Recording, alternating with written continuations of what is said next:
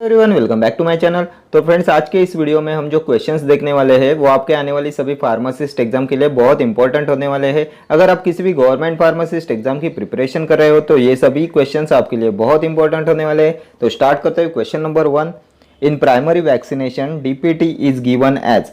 In primary vaccination DPT is given as 3 doses at 1 month intervals, 3 doses at 3 month intervals, 5 doses at 1 month intervals, single dose. तो DPT vaccine का dose क्या होता है?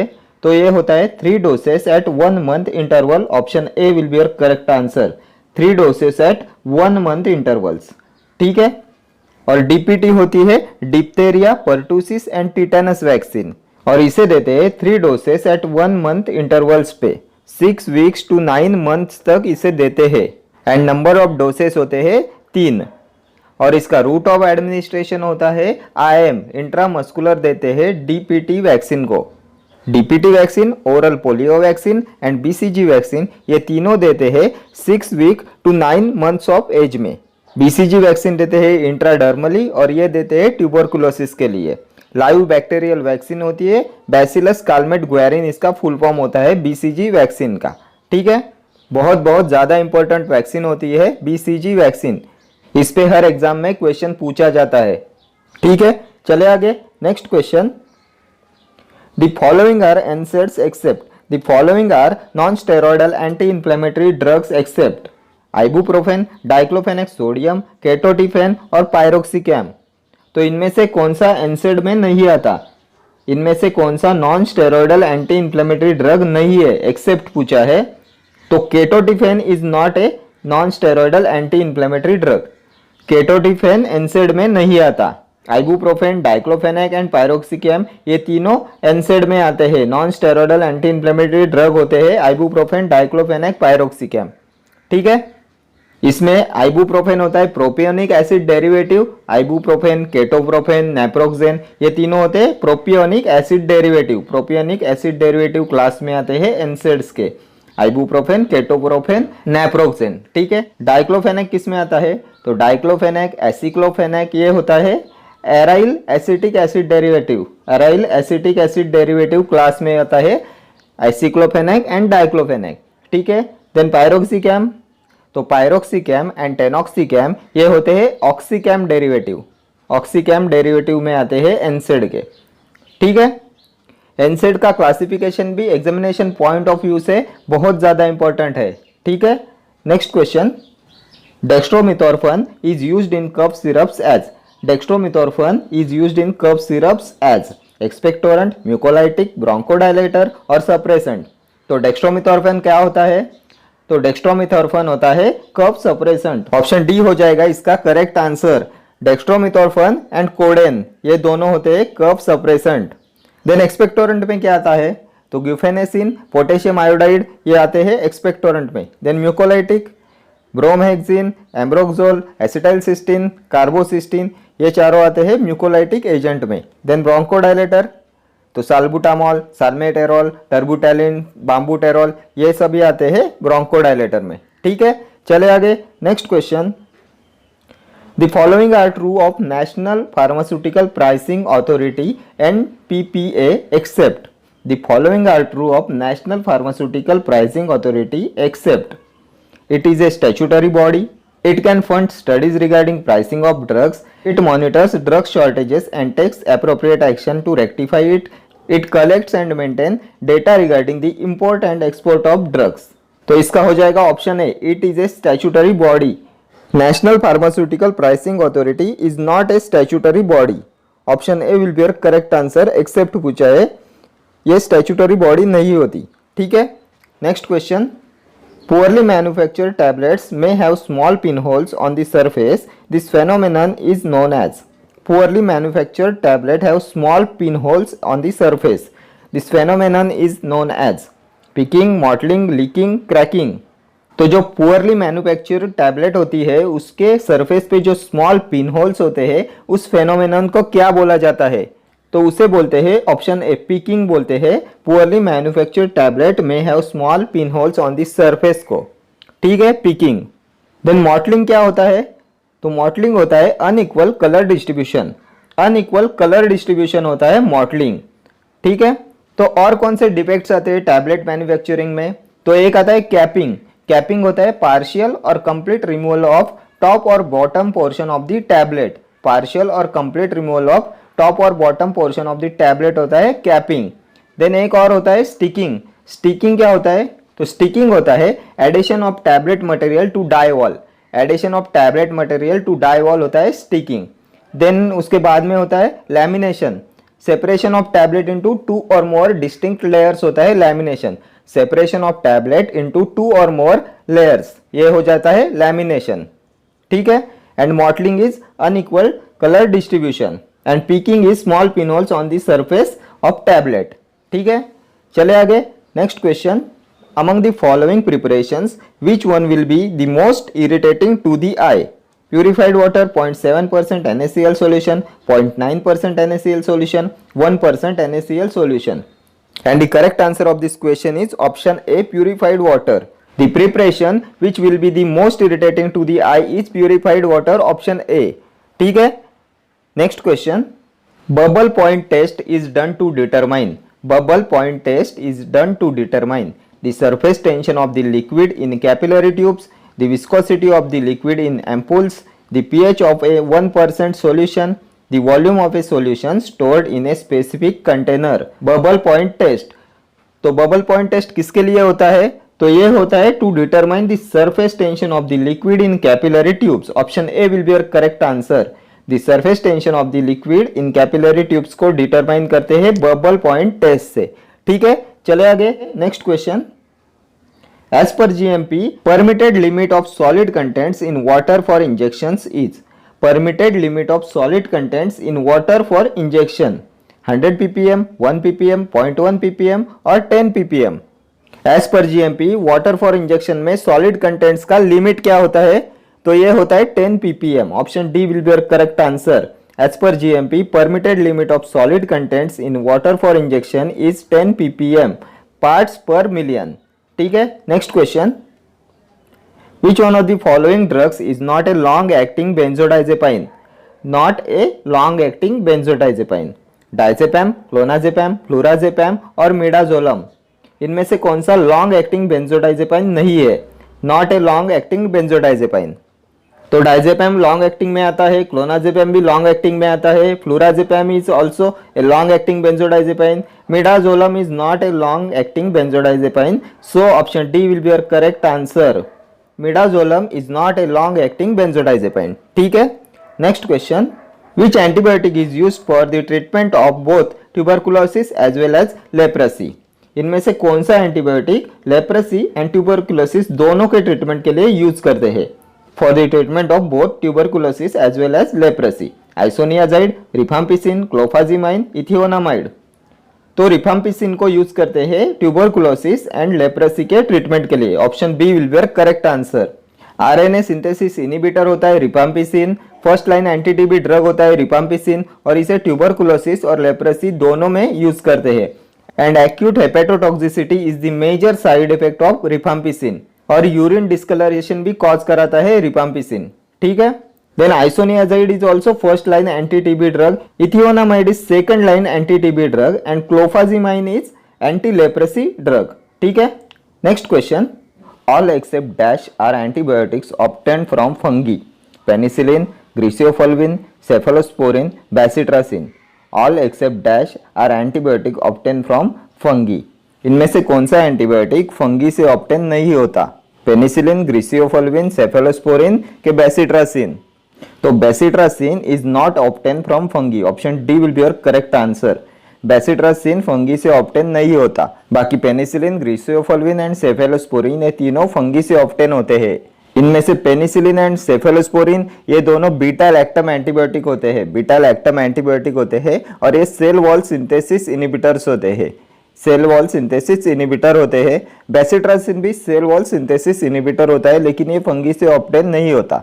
And ग्रीसियोफल्विन होता है anti fungal drug के azole class में आता है ग्रीसियोफल्विन। माइक्रोटूबुल सिंथेसिस इनिबिटर होता है ग्रीसियोफल्विन। माइक्रोटूबुल सिंथेसिस इनिबिटर होता है ग्रीसियोफल्विन। ठीक है, एजोल क्लास में आता है एंटी फंगल ड्रग के।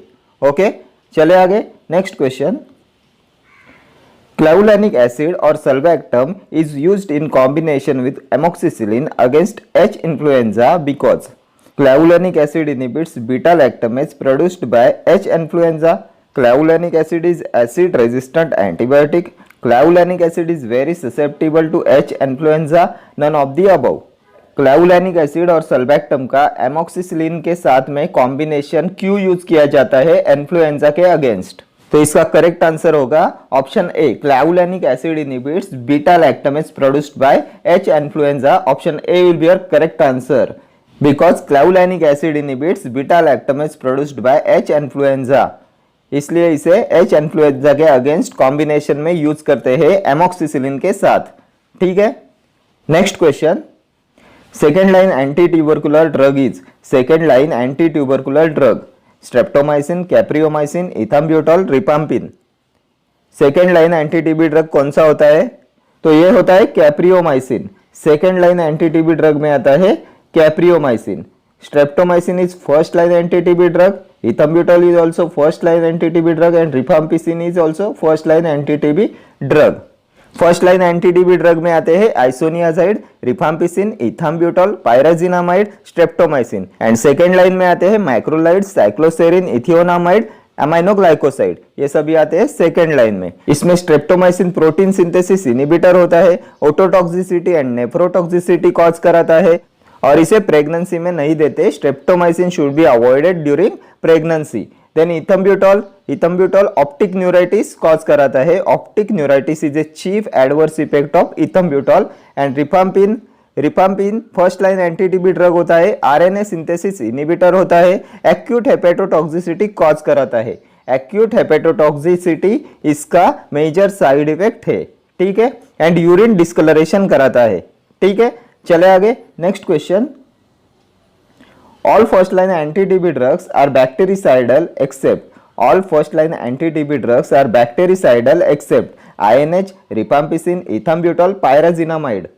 All first line anti-TB drugs are bactericidal except, तो इनमें से कौन सा एंटी-टीबी ड्रग बैक्टेरिसाइडल नहीं होता? तो ethambutol is not a bactericidal anti TB drug. Option C will be your correct answer. INH, rifampicin and pyrazinamide ये तीनों बैक्टेरिसाइडल होते हैं. Ethambutol is not a bactericidal. ठीक है, एक्सेप्ट टू चाहे. So option C will be your correct answer. चले आगे. Next question. In congestive cardiac failure digitalis glycosides are used because it increases. In congestive cardiac failure digitalis glycosides are used because it increases heart rate, force of myocardial contraction, venous pressure, cardiac filling pressure.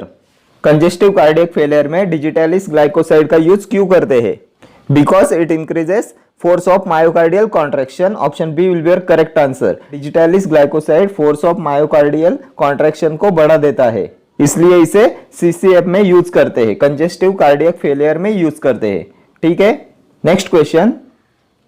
In order to produce characteristic pharmacological action a drug must always reach high blood levels, absorb from GI tract readily, achieve adequate concentration at the site of action, excreted unchanged in urine.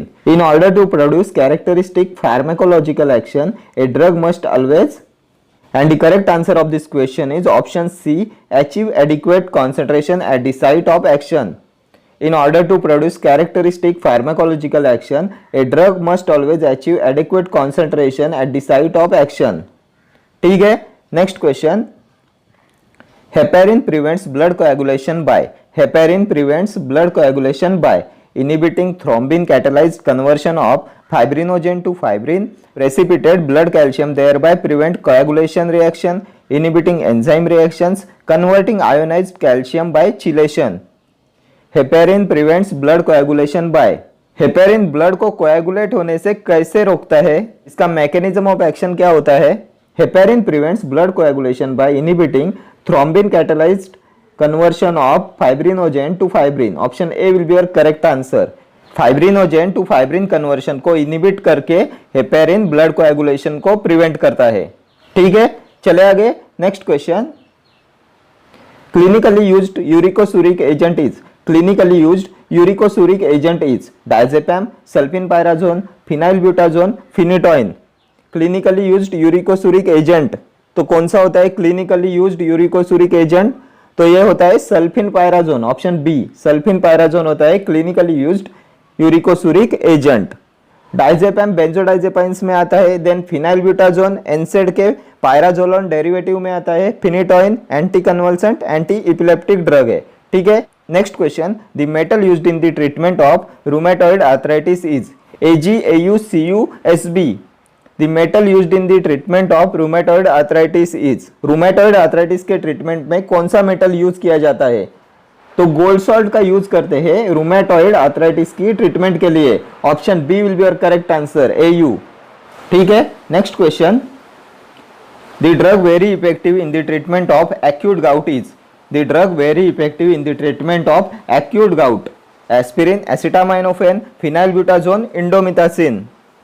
Acute gout के treatment में कौन सा drug most effective होता है? तो ये हो जाएगा option D indomethacin. Indomethacin is very effective in the treatment of acute gout, ठीक है।